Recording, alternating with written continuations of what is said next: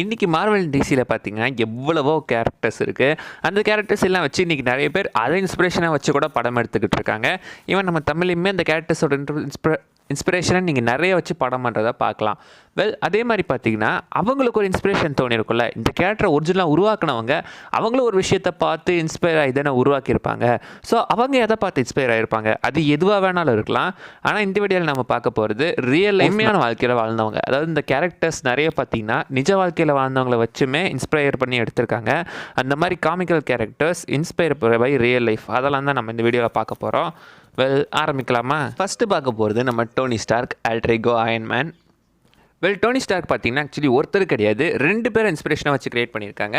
இந்த கேரக்டரை முதல்ல பார்த்தீங்கன்னா ஸ்டான்லி கிரியேட் பண்ணும்போது அவர் யாரை வச்சு இன்ஸ்பயர் பண்ணி இந்த கேரக்டரை எழுதியிருக்காரு அப்படின்னு கேட்டிங்கன்னா, அவர் யார் மனசில் வச்சு இன்ஸ்பயர் பண்ணி இந்த கேரக்டரை கிரியேட் பண்ணியிருக்காருன்னா, ரியல் லைஃப்பில் உண்மையாகவே ஒரு பணக்காரனாக இருந்தவர் ஹோவர்ட் ஹியூக்ஸ். ஸோ ஹியூக்ஸ் பார்த்தீங்கன்னா அவர் ஆக்சுவலி ரொம்ப ஃபேமஸான ஆளாப்போ அவர் ஒரு பணக்காரனு கூட, பணக்காரன் மட்டும் இல்லாமல் அவர் ஒரு இன்வென்டர், நிறைய விஷயங்களை கண்டுபிடிச்சிருக்காராம். கூடவே நிறைய அட்வென்ச்சரும் பார்த்தீங்கன்னா வெளியே போவாராம்.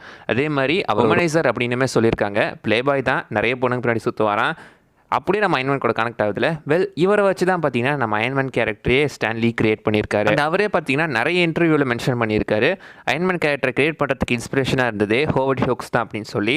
அதனால தான் அவரோட பேரே பார்த்தீங்கன்னா டோனி ஸ்டார்க்கோட அப்பாவுக்கு வச்சு ஹோவர்ட் ஸ்டார்க் அப்படின்ற பேரையுமே கொடுத்துருக்காராம். அப்படியே எம்சியூவில் இருக்கிற அயன்மேனுக்கு வந்துட்டிங்கன்னா காமிக்ஸ்க்கும் எம்சியூ அயன்மேனுக்கும் நிறைய வித்தியாசங்கள் பண்ணியிருக்காங்க. ஏன்னா எம்சியூவில் இருக்கிற அயன்மேனை ரியல் லைஃப் டோனி ஸ்டார்க்னு சொல்லப்படுற ரியல் லைஃப் அயன்மேன் சொல்லப்படுற எலான் மஸ்க் அவரை வச்சு கிரியேட் பண்ணியிருக்காங்க. ஸோ எலான் மஸ்க்குமே பார்த்தீங்கன்னா அவருமே ஒரு பில்லியனியர், ஒரு இன்வென்டர், நிறைய கம்பெனிஸ் வச்சிருக்காரு. அவர் இன்ஸ்பிரேஷனாக வச்சு தான் எம்சியூவில் இருக்கிற நம்ம டோனி ஸ்டார்க்கை டிசைனை கிரியேட் பண்ணியிருக்காங்க. அதனாலேயே பார்த்தீங்கன்னா அவர் அயன்மேன் 2ல் ஒரு சின்ன கேமியோ ரோலுமே ப்ளே பண்ணியிருப்பார். அடுத்தது நம்ம ஸ்பைடர் மேனை எப்போவுமே டிவியில் கழுவி ஊற்றுற ஜே ஜோனா ஜேம்சன். இதை யார் இன்ஸ்பிரேஷனாக வச்சு கிரியேட் பண்ணியிருப்பாங்கன்னு நீங்கள் நினைக்கிறீங்க? ரியல் லைஃப்பில் கூட இப்படி ஒரு ஆளுக்கு காணாடு அப்படின்னு கேட்டிங்கன்னா அது வேறு யாரும் கிடையாது, நம்ம ஸ்டான்லி அவரே தான். ஜே ஜோனா ஜேம்சன் கேரக்டரை கிரியேட் பண்ணுறதுக்கான இன்ஸ்பிரேஷனே பார்த்தீங்கன்னா நம்ம ஸ்டான்லியே தான். இது அவரே ஒரு இன்டர்வியூவில் மென்ஷன் பண்ணியிருக்காரு. நம்ம ஸ்டான்லியுமே பார்த்தீங்கன்னா ரியல் லைஃப் அப்பப்போ கொஞ்சம் அந்த கேரக்டர் மாதிரியே ஜேம்சன் கேரக்டர் மாதிரியே நடந்துக்குவானா, கொஞ்சம் இரிட்டேட் பண்ணுற ஒரு மனுஷனா, எப்போ பார்த்தாலும் கத்திக்கிட்டு இருக்கிற ஒரு ஆளாக அவருமே பார்த்தீங்கன்னா இருப்பாராம். ஸோ தன்னோட அந்த இன்னொரு பர்சனாலிட்டியை வச்சு அவருக்கு கோவம் வந்து அவருமே கற்றுவாராம், அவருமே வந்துட்டு கிட்டத்தட்ட அந்த கேரக்டர் மாதிரியே தான் நடந்துக்குவாராம். அதை இன்ஸ்பிரேஷனாக வச்சு ஒரு கேரக்டர் கிரியேட் பண்ணால் எப்படி இருக்கும் அப்படின்றத வச்சு தான் இவங்க ஜேம்சன் கேரக்டரே கிரியேட் பண்ணியிருக்காங்க. அண்ட் ஸ்டான்லி பார்த்தீங்கன்னா ஆக்சுவலி படத்துலேயே அந்த கேரக்டர் நடிக்கிறதா இருந்திருக்காராம். அவருக்கு நடிக்கணுன்ற ஆசையுமே இருந்திருக்கான்.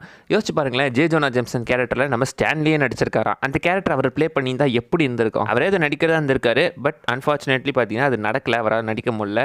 அவர் பல படங்களில் கேமியோ பண்ணியிருக்காரு, ஆனால் இந்த கேரக்டரை அவரால் பண்ண முடியல. அண்ட் இது மட்டும் கிடையாதுங்க, அந்த படத்தில் வர அந்த ஒய்ஃப் அண்ட் செக்ரட்டரி கேரக்டர் இருக்குல்ல, அதுவுமே ஒரு ரியல் லைஃப்பில் இருக்கிற ஆளுங்களை வச்சு தான் இன்ஸ்பயர் பண்ணி படத்தில் வச்சிருக்காராம்.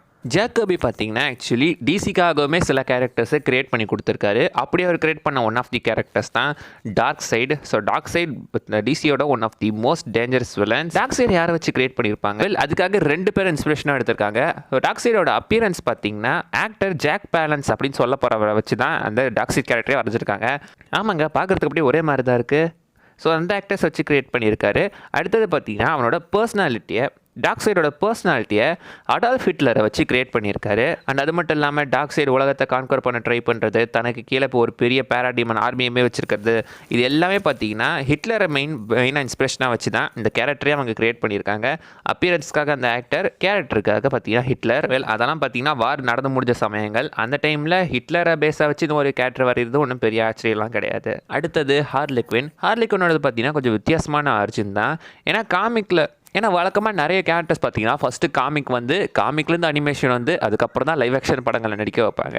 பட் டெக்னிக்கலாக பார்த்தீங்கன்னா ஹார்லி குவின் டேரக்டாக இன்ட்ரடியூஸ் பண்ணப்பட்டது கார்ட்டூன் சீரிஸில் தான். பேட்மேன் தி அனிமேட்டட் சீரிஸை பார்த்தீங்கன்னா கிரியேட் பண்ணவங்களோட பேர் தான் பால் டினி அண்ட் ப்ரூஸ் டெம். அவங்க ஆக்சுவலி நம்ம ஜோக்கருக்கு ஒரு லவ் இன்ட்ரெஸ்ட் கொண்டு வரணும், ஒரு பேரை கூட்டிகிட்டு வரணும், நம்ம ஜோக்கருக்குமே ஒரு லவ்வர் இருக்கிற மாதிரி காட்டணும் அப்படின்றதுக்காக தான் நம்ம ஹார்லி குவின் கேரக்டரை கிரியேட் பண்ணியிருக்காங்க. கிரியேட்டர் பால் டினி பார்த்தீங்கன்னா ஆக்சுவலி அவங்களோட ஃப்ரெண்டை பார்த்து இன்ஸ்பயர் ஆயிருக்காங்களா. அவங்க ஒரு ஆக்ட்ரஸ், நிறைய டிவி ஷோவில் நடிச்சிருப்பாங்க. அவங்களோட பேர் அர்லின் சர்கின். அவங்கள இன்ஸ்பயராக வச்சு தான் இந்த ஹார்லி குவின் கேரக்டரை கிரியேட் பண்ணதாக அவர் சொல்லியிருக்காரு. அது மட்டும் கிடையாது, இதில் இன்னொரு முக்கியமான விஷயம் என்னென்னா, அதே ஆக்ட்ரஸ் அந்த நடிகையை கூப்பிட்டு தான் நம்ம ஹார்லி குயினுக்கே பார்த்தீங்கன்னா அந்த அனிமேட்டட் சீரிஸில் வாய்ஸ் ஓவர் கொடுக்க வச்சுருப்பாங்க. ஸோ இன்ஸ்பயர் பண்ணதும் அவங்க தான், அந்த கேரக்டருக்கு டப்பிங் வாய்ஸ் கொடுத்ததுமே அதே ஆக்ட்ரஸ் தான். அடுத்து பார்க்க போகிறது ஒண்டர் உமன். ஒண்டர் உமனோட கிரியேட்டர் பேர் பார்த்தீங்கன்னா வில்லியம் மோல்ஸ்டன் மார்ஸ்டன். ஒண்டர் உமனை கிரியேட் பண்ணுறதுக்கு முக்கியமான காரணம் அவரோட 2 ஒய்ஃபுங்க தான்.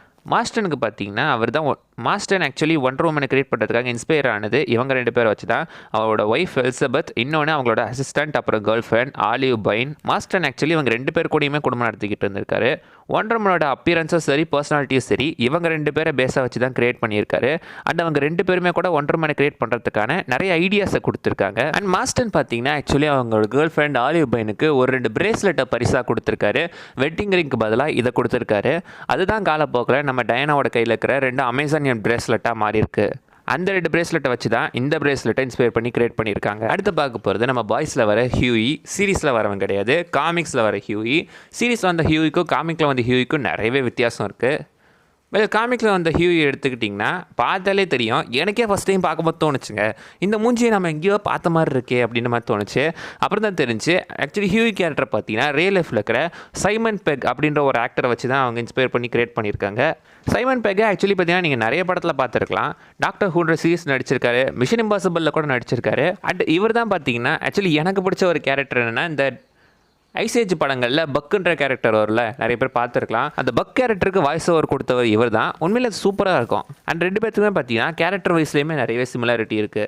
அடுத்தது ஜான் கான்ஸ்டன்டைன். ஜான் கான்ஸ்டன்டைன் பார்த்தீங்கன்னா ஆக்சுவலி ஒரு மியூசிஷியனை வச்சு ஒரு எல்லாம் உருவாக்கப்பட்டது. ஸ்டிங் அவரோட பேர் பார்த்தீங்கன்னா ஸ்டிங்சன்ஸ். அவர் ஆக்சுவலி ஒரு ராக் பேண்ட் ஒன்று வச்சிருக்காரு. அந்த பேண்டில் அவர் தான் மியூசிஷியன். கான்ஸ்டன்டைனை கிரியேட் பண்ண artist Steve Bissette and John Totleben பண்ணி இவங்க 2 பேருமே பார்த்தீங்கன்னா ஸ்டிங் பேண்டோட மிகப்பெரிய ஃபேன்ஸ் தான். அதே மாதிரி த போலீஸ் அப்படின்ற ஒரு பேண்டுமே இருக்குது. அந்த பேண்டோட இன்ஸ்பிரேஷனை வச்சு தான் அவங்க ஸ்வாம்ப் திங்கை கிரியேட் பண்ணியிருக்காங்க. ஆக்சுவலி அவங்க ஆரம்பத்தில் பார்த்தீங்கன்னா இந்த ஸ்டிங் கேரக்டரை வச்சு வரையலாம் அப்படின்னு சொல்லி அவரை வரைஞ்சி ஸ்டிங்குக்கு ஒரு லாங்கான ஒரு ட்ரென்ச் கோட் ஒன்று கொடுத்து விட்ருக்காங்க. டடா, அவ்வளோதான் ஜான் கான்ஸ்டன்டைன் கேரக்டர் பான். ரொம்ப சிம்பிள் தாங்க. இதெல்லாம் தான் பார்த்தீங்கன்னா நான் தேடி எடுத்தது. உங்களுக்கு ஏதாவது கேரக்டர்ஸ் தெரிஞ்சால் நீங்கள் கீழே கமெண்ட் பண்ணுங்கள். முடிஞ்சால் இதுக்கு ஒரு பார்ட் 2 கூட போட்டுடலாம். அடுத்த வீடியோவில் பார்க்குற வரைக்கும் பை பாய்.